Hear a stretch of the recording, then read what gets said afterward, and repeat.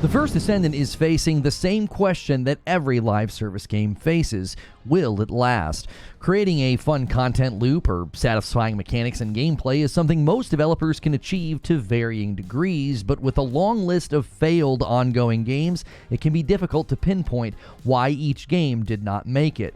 Did they fail to deliver enough content? Were there too many balancing issues? Was the endgame non-existent or just poorly designed? My experience so far in The First Descendant has been largely positive. The gameplay has this sort of mindless yet satisfying feel to it. You get loot, you level your character, complete missions, fight big bosses, and it's honestly pretty satisfying. But will that feeling last? Will I care to come back in future seasons or when they have new content drops? I'll be honest, it's tough to know. But the devs do seem to be committed to responding to feedback. Recently, it was discovered that one of the grinds was sort of surging in popularity because enemies kept spawning, and it helped the drop rates hit like 2 or 3 times higher than usual. Now, the devs have said that instead of sort of slamming the door shut in the players' faces due to the grind's popularity, they want to make other farming options equal in efficiency. Now, this is the type of response that I actually like to see in a game based around drop rates and grind. I've always said that there are 2 types of ways to approach this kind of game. One is restrictive and reactionary. You're trying to stop or slow down anything that's good that the players find. Now, the other way is through player incentivization. Now, obviously, this is within reason. If you've got a game that has a glitch or an exploit and it invalidates entire pieces of content or grinds, well, that needs to be addressed. But the devs seem to want players enjoying the grind in that pursuit, not sort of feeling like they're getting scolded for putting their hands in the cookie jar. So I want to talk about this from 2 different vantage points. First, how could this game last? What do they need to do? But also, how could this game not last? What will happen that leads to irrelevance or failure? Now, every weekday here on Reforge Gaming, I tell you what I think about a gaming topic, and then we go to a live stream where I want to hear what you think. So, if you like this content and want more like it, be sure to hit like and subscribe. So if the First Descendant wants to last, it needs to answer 2 basic questions. Where is the game going, and why should I come back? And the first question seems a bit odd, but let me explain. Too many live service games focus on mechanical answers, and this is what I mean. They don't really establish a trajectory for the game, they simply outline a roadmap of what type of content is coming. And that really does establish what the player will be doing if they kind of keep playing and return from a break. And typically, it's just more of the same content that they've already been playing. Now, to be clear, there's nothing wrong with this. If your gameplay loop and your endgame is satisfying and enjoyable, providing a steady rhythm of new content is a great formula for keeping and maintaining a player base. But you need to create a psychological tether with the player that is stronger than just, hey, come back and shoot more stuff and get more loot. And the way that I would do this is by creating a very clear path and trajectory of purpose. You have to basically tell people where the game is going, why you should come along with them. Virtually all live service games struggle with this, often not really having a good answer to the question, well, what's the point? Sure, I can get a bunch of max level characters and gear, but then what? Some games answer this with aspirational content. Some games just have a seasonal reset model, basically conceding that you're going to get so far in the game where there is no point anymore, there's nothing left to do. Well, players need to know that if you want to foster loyalty and long-tail engagement with them. A roadmap only does this to a partial degree. You need to establish what the game will look like long-term, not just provide a list of what content is coming. Those are 2 very different things. I could tell you that, hey, we're going to go camping, and you might not know where, so then you wouldn't know how to prepare. Do you need to bring clothes for cold climate, warm climate? Are we going to be fishing, swimming, hiking, sleeping under the stars? Maybe we're going to stay in an RV. These are very important details in order for you to sort of buy into the trip. So the more details we have, the better, because that answers the second and more important question. Why should players come back? Even the biggest players that are really dedicated grinding right now, they're going to hit a wall. They're going to get this feeling of, well, I'm done or I'm bored. Getting them to come back is pivotal to the game's success. And I think one of the best answers that the First Descendant can offer is aspirational content with rewards that are not simply materials for researching guns or Descendants.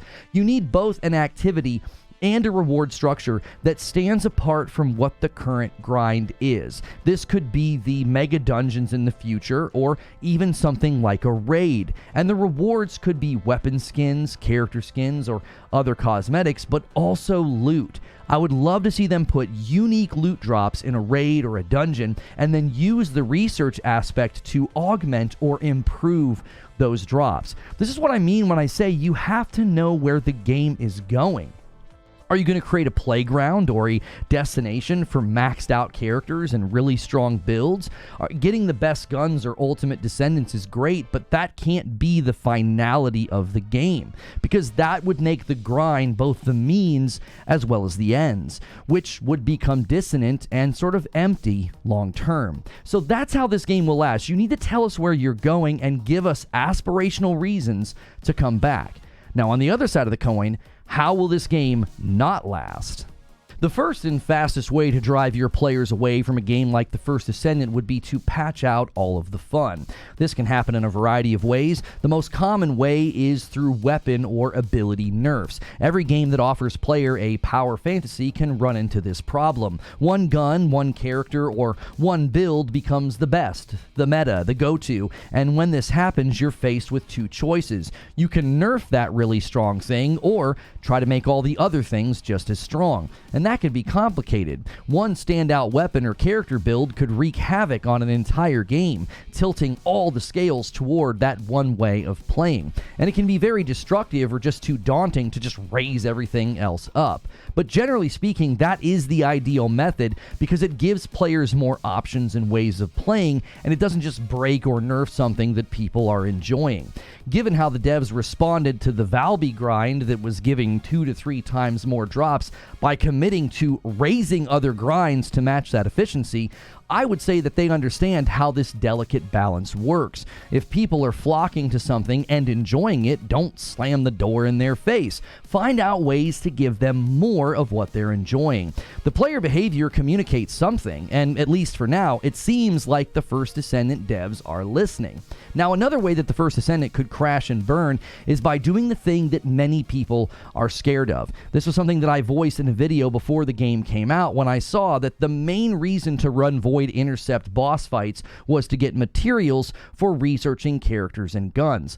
The fear is that the devs could create a game where all roads lead to the cash shop. Once a player gets enough sunk costs in the game, you start making it harder and harder to get the coveted drops, and then you offer a way to sort of pay real money to alleviate the pain. This is why in my original video I said that the real test of this game is going to be in a few months. Right now, everything's sort of in the honeymoon phase, and the devs seem very intent and focused on responding to feedback.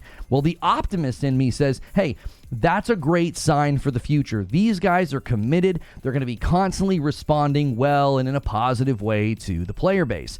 But the skeptical part of me says, well, yeah, they kind of have to do that right now. They're trying to establish a core base of committed players.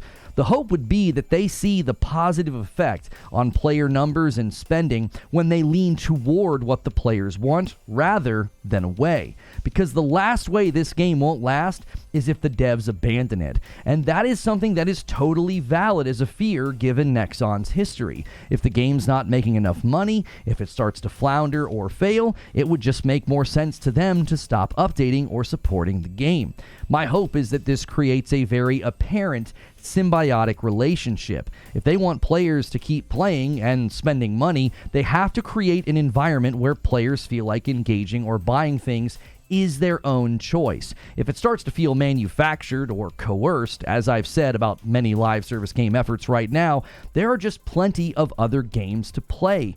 Walking away from a game has never been easier. There is a litany of free-to-play games, long-standing franchises right now in the market. Just walk away and go play those instead. So, based on all of this, where do I see this game ending up?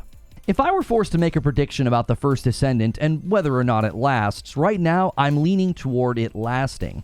A week or two ago, I was more 50-50 because the game was just too new and it was hard to have a full picture of what the game offered. But the transparency and the consistent updates and patches and hotfixes from the developers has really increased my confidence in the game making a proper go at this live service thing.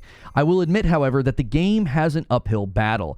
As much as I love looter shooters and as much as I enjoy playing this game, it hasn't really given me the itch. And the itch is that feeling that a game puts in you when you're thinking about it when you're not actually playing. You're thinking about going back in, what you're going to do next. You can't wait to boot up the game when you get home from work. The itch is when you don't even hesitate to steal an hour or two whenever you can to boot up and get back to the grind. The First Descendant is a bit of a catch-22. The easy-to-play and mindless nature of the game is part of what makes it so enjoyable to play, but that also gives it less staying power in my own mind. All the moments, missions, operations, and boss fights, well, they start to sort of blend together. There's no real standout moments, and that is both good and bad. It's good because it makes the game very approachable, very grindable. You can just sort of shut your mind off and play for long periods of time. But it's bad because it works against the gameplay being memorable. The cinematic quality of Helldivers 2 and the big bombastic moments, that was part of why I kept wanting to boot the game back up. I don't think I'm alone in feeling that, and I think that could serve Helldivers 2 very well in the future when they want to bring more people back to the game. Destiny, in a very similar fashion, they created these big punctuated moments with supers and loot drops, and I really always wanted to go back in there. I wanted to keep playing. The First Descendant is satisfying. It's also fun. But right now, they need to work on being more memorable as part of their content plan and future seasons. They can do this with aspirational content. They can do this with content for you to go and live in once you're really strong. It can't always be about just getting resources. It can't always be the grind and the Descendants simply being a means to an end, and the end is basically just getting the stuff. I need something to do with my stuff if you want me to keep coming back, and one great way to make me keep booting the game back up right now and in the future is make it more memorable. But those are just my thoughts. Now it's time to hear your thoughts, and you can do that in a comment below or come to the live stream and talk with me in the live environment. It'll hit a card right here. It'll also be in a pinned comment below. And if you like this content and you want more like it, please remember to like, share, and subscribe.